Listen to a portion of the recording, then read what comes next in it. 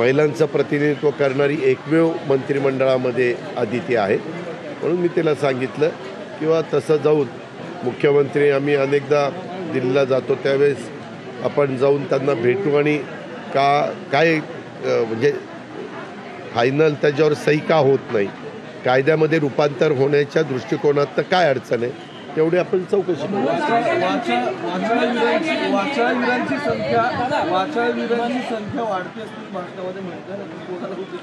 मला काही कुणाला उद्देशून म्हणायचं नाही. मी जनरल बोलत असतो.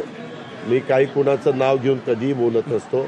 मी यशवंतराव चव्हाण साहेबांनी जे महाराष्ट्राला राजकीयदृष्ट्या सुसंस्कृतपणा दाखवला त्या पद्धतीनं आपण सगळे काम करत असतो. तर तशा पद्धतीनं सगळ्यांनी केलं पाहिजे एवढीच माझी इच्छा आहे. नाना पटोलेंनी तुमच्यावर टीका केलेली आहे की मत मिळालं तर माझ्यामुळे आणि कोटा झाला तर शरद पवारांमुळे. शरद पवारांना वय विचारता मोदींना का विचारत नाही असं नाना पटोले. कुणाचं? नाना पटोले असे म्हणतात की मोदीला तुम्ही वय काय विचार, जो वय तुम्ही शरद पवारांना विचारता ते मोदींना विचारा, त्यांचंही वय होणार आहे. तू आपल्या सगळ्यांचंच होणार आहे. ज्यावेळेस होईल त्यावेळेस विचारू ना. ज्यावेळेस होईल 80च्या पुढं गेल्यावर विचारू. 80च्या पुढं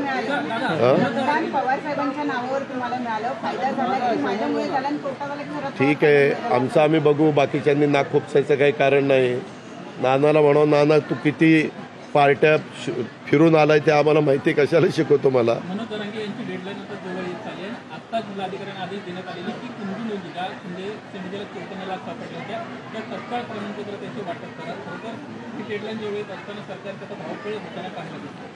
सरकार सरकारचं काम करत आहे.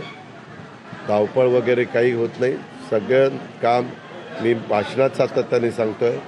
कायद्याच्या नियमाच्या चौकटीमध्ये ते बसलं पाहिजे.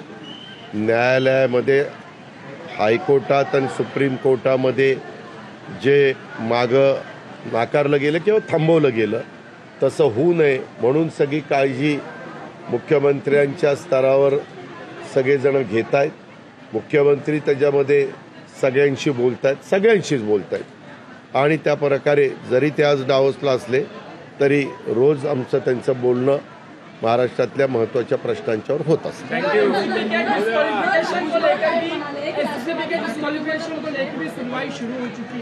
राष्ट्रीय अध्यक्ष विधानसभा अध्यक्ष के सामने क्या कहेंगे? कई बार वो जो सवाल हमें पूछेंगे उसका जवाब हम देंगे.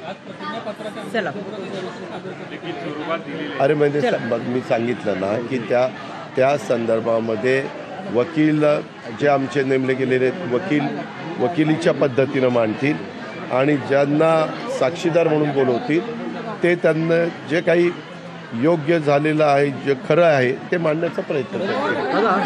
आज काही जणांनी लोकशाही मराठी ऐका, पहा, जागरूक रहा.